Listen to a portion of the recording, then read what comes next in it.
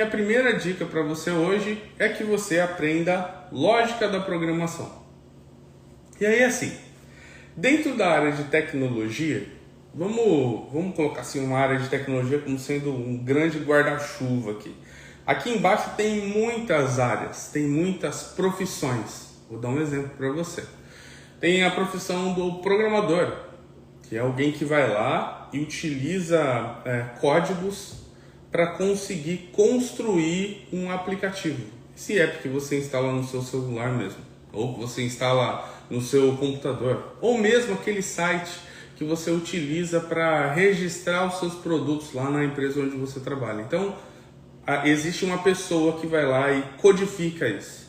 Só que existe também uma pessoa que vai lá e antes de acontecer a codificação, captura quais são as necessidades do seu usuário final para que possa então escrever isso de uma forma que os programadores consigam ir lá e codificar. Essa pessoa ela analisa quais são os requisitos que o software precisa ter. Tem ainda outro profissional que vai lá e pega aquele punhado de código que foi desenvolvido e disponibiliza isso para que os usuários finais consigam ter acesso. Então, existem diversas partes, né, nesse processo, que é um processo que a gente chama de ciclo de desenvolvimento de software. Então, a gente tem lá muitas pessoas atuando. E aí, quando a gente fala de testes de software, geralmente as pessoas passam a entender que é uma das fases, e talvez a fase final, né, desse processo todo de desenvolvimento de software. Na verdade, não é, né? Hoje em dia, a gente tem uma evolução muito grande dos processos de desenvolvimento de software. De modo que, hoje em dia, diferente de muitos anos atrás, onde teste de software era considerado apenas uma etapa, uma fase, hoje a gente tem a pessoa que testa softwares muito próximo de tudo, do desenvolvimento no geral. Então o que acontece? Acontece que a forma com que a gente pensa testes de software hoje é uma forma muito mais abrangente. E essa forma abrangente faz com que a gente contribua ativamente desde o início, desde quando alguém tem uma ideia de como criar um software. Olha só que louco, né? Então mudou muito. E essa mudança fez com que a gente também precisasse entender de coisas a mais do que se pensava muitos anos atrás. Uma delas é a primeira dica de hoje, que eu já mencionei aqui para vocês. Conhecer sobre lógica da programação. A lógica da programação é uma disciplina que um programador aprende antes mesmo de ir lá e aprender como codificar o sistema ou o software. É basicamente como é a ordem que as coisas acontecem. Como é a ordem que um software deve seguir para conseguir atender as expectativas do seu usuário final. E é até engraçado porque na faculdade, quando a gente entra na disciplina de lógica da programação, a primeira coisa que a professora começa a explicar é assim: olha, se você tivesse que trocar uma lâmpada, como é que você faria? Me descreva os passos. E aí você começa a falar, né? Bom, olha, se eu tivesse que trocar uma lâmpada, eu primeiro testaria para saber se a lâmpada está realmente, se a lâmpada realmente parou de funcionar. Caraca! Então, vamos lá então. Esse é o meu primeiro passo. Verificar se a lâmpada ainda está funcionando. E aí, no próximo passo, você fala, bom, se a lâmpada não estiver funcionando, então eu vou pegar uma escada. Mas se ela estiver funcionando, eu não vou fazer nada, porque ela já está funcionando. Está entendendo aqui a ideia? Então eu vou lá descrevendo esses passos em português mesmo. Daí eu pego e falo outra coisa ainda. Bom, vamos dizer que ela não está funcionando, então eu peguei a escada. Eu posiciono a escada embaixo da luz.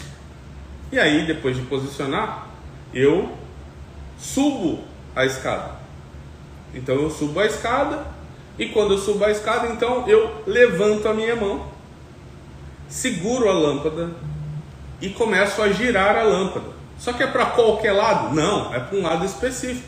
Então eu coloco isso também na descrição. Estão entendendo? Isso daí é a primeira aula de lógica que eu tive lá atrás, em 2000 e... Puxa, faz tempo, hein? Foi lá em 2002, 2003, mais ou menos, entendeu? Então, né? Tinha lá esse passo a passo que eu tinha que descrever. E isso... tipo assim, para quem entra no curso de tecnologia e se depara com esse tipo de situação, pensa, mas caramba, será que eu entrei no curso certo, né? Porque, caramba, eu estou analisando qual que é o dia a dia do ser humano, mas no final das contas é isso, entendeu? Então o que eu faço? Eu vou lá e determino, através da lógica da programação, uma série de passos, e esses passos possuem condicionais, inclusive possuem repetições. Né? Condicionais é como eu disse para você. Então se a lâmpada estiver quebrada eu faço isso, se não tiver eu faço aquilo. Basicamente isso é a condição. Mas tem outras coisas também, tem laços dentro da lógica de programação, que é assim, eu seguro a lâmpada e giro. Ela terminou ela já consegue sair na minha mão? Não. Então o que eu faço? Giro de novo. Ela consegue sair na minha mão?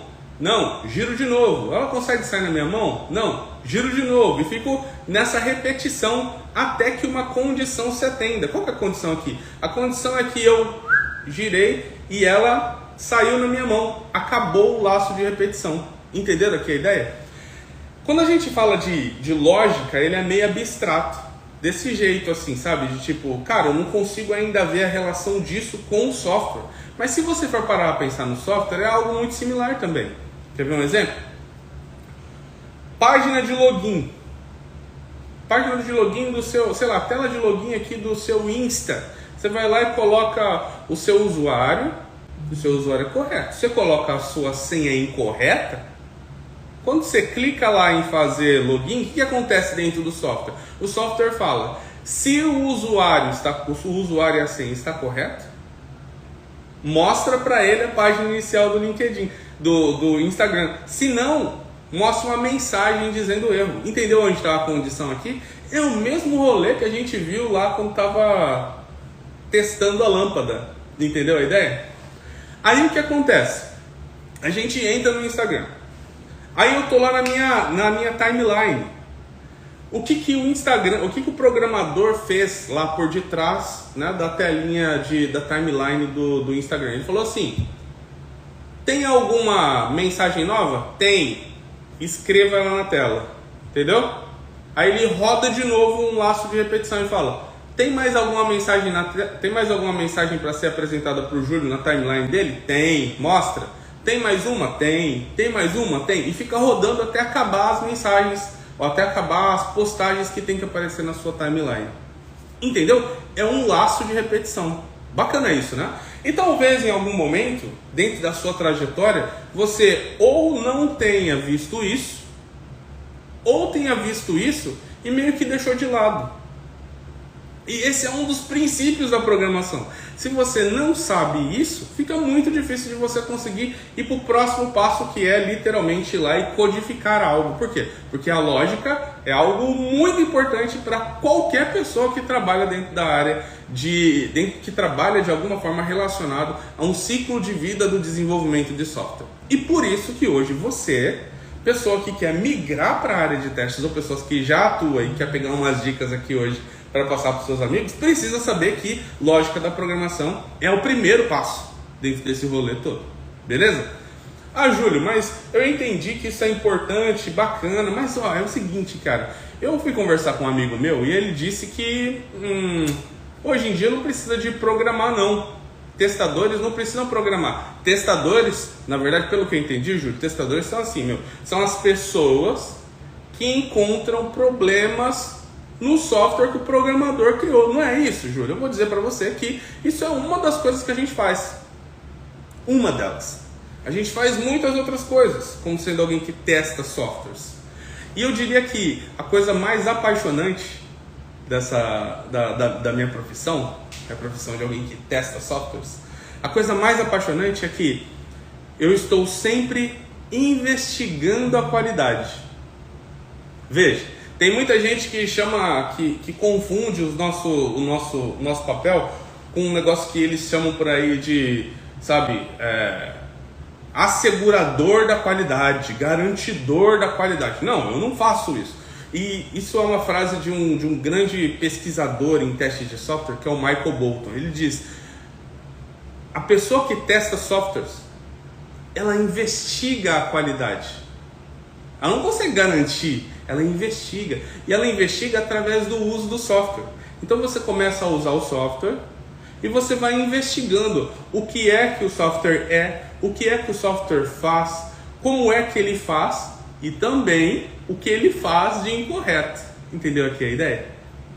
A diferença entre um testador que não conhece sobre a disciplina de testes e um testador que conhece sobre a disciplina de testes é que o testador que não conhece sobre a disciplina de testes, ele faz essa utilização apenas com base na sua interpretação.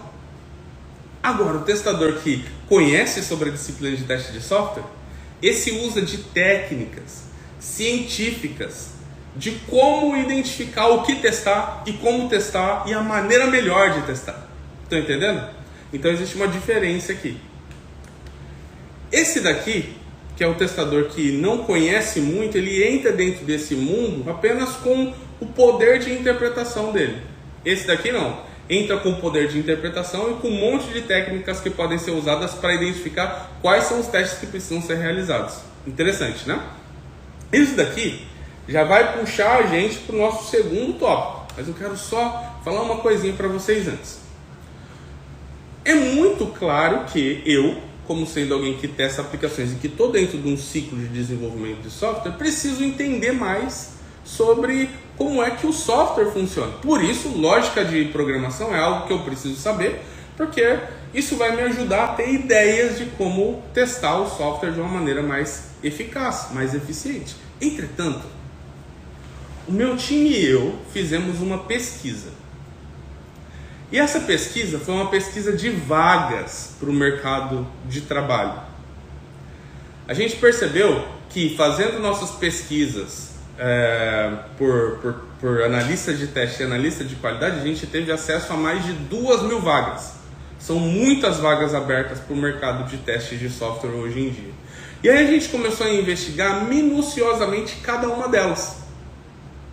Então, pensa que a gente ia lá, abria a primeira e começava a analisar, sabe, ponto a ponto dela.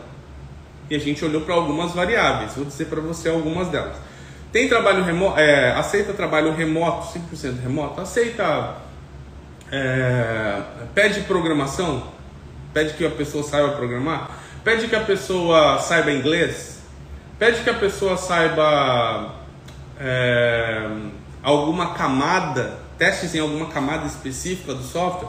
E a gente foi analisando algumas dessas variáveis, entendeu? E aí, depois de analisar essas variáveis, a gente começou a contabilizar os resultados, né? Só para a gente poder entender melhor o mercado e trazer aqui para você conteúdo que está fundamentado em dados, ao invés de simplesmente o que eu acho, o que eu penso, entendeu? Não, vou fundamentar em números. Quer saber o que a gente descobriu? A gente descobriu que 87% das vagas pedem que pessoas que testam aplicações saibam programar. E o fundamento inicial da programação é a lógica. Então, quando você quer migrar para a área de teste de software, se você quer concorrer a essas 87% de vagas, entendeu? Você faz o quê? Aprende lógica da programação. Júlio, como eu aprendo lógica da programação? A dica master. Começa a analisar tudo que você faz na sua casa. Essa é a dica master. Começa a analisar tudo que você faz na sua casa e os passos que você realiza. Quer ver um outro exemplo bem legal? Você está fazendo comida. Vai lá e analisa. Tipo, passo 1, eu ligo o fogo. Passo 2, ligo o forno. Passo 2, vejo se o forno está quente o suficiente. Se está quente o suficiente. Se não, o que eu faço? Eu espero um pouquinho mais. Quanto um pouquinho mais? 3 minutos. Tá entendendo o que eu quero dizer? Você tem um passo a passo para tudo aí na sua casa. É que você não percebe isso. Mas se você analisar e começar a pensar apenas em condições e laços, você já vai começar a pegar o esquema de como é a lógica. Entendeu? Mas você vai precisar investir mais tempo seu nisso. Então, o que eu recomendo para você? No YouTube tem um monte de aulas de lógica da programação. Vai lá, pega o primeiro, digita lógica da programação, pega o primeiro. Puxa, esse professor aqui não tem uma didática boa. Vai pro segundo. Esse professor não tem uma didática boa. Vai pro terceiro. Olha que legal a didática desse professor. Deixa eu assistir outro vídeo. Nossa, ele explica bem. Próximo vídeo. Que legal, tô aprendendo. Tá entendendo? Só que pode ser que você encontre o seu professor ideal na terceira pesquisa. Ou que você encontre o seu professor ideal na 12ª pesquisa. O que não dá é você desistir e tentar pular esse passo, porque não vai dar bom. Quando você pula esse passo, você começa a atrapalhar o seu caminho na migração para a área de teste de software, porque você começa a olhar apenas para os 13% das outras vagas que restaram, entendeu? Aí eu te pergunto, qual que você quer? Você quer ter acesso a um número gigantesco de vagas ou você quer ter acesso apenas a um número pequeno delas? Entendeu aqui o que eu quero dizer? Tá bom? Então, primeira dica super aqui, lógica da programação, e depois disso, aí sim você começa a aprender a programar. Tá bom? E aí assim, no meu canal no YouTube, existe uma playlist. Essa playlist é fantástica.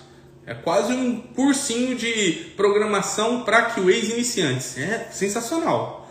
A dica é, vai lá no meu canal no YouTube, digita lá Júlio de Lima, você vai me encontrar lá no YouTube, e lá tem uma playlist chamada Programação para QAs que querem automatizar seus testes. Vai lá. Lá eu te ensino o que você precisa de Java para conseguir, então, sabe, começar com a programação, mas você precisa da lógica antes. Beleza? Show! Então, lógica da programação. Júlio, qual que é a linguagem de programação mais pedida pelo mercado de testes? A gente fez essa pesquisa aí e a gente investigou, inclusive, qual é a linguagem de programação mais requerida pelo mercado de teste de software. Sabe qual foi? Java.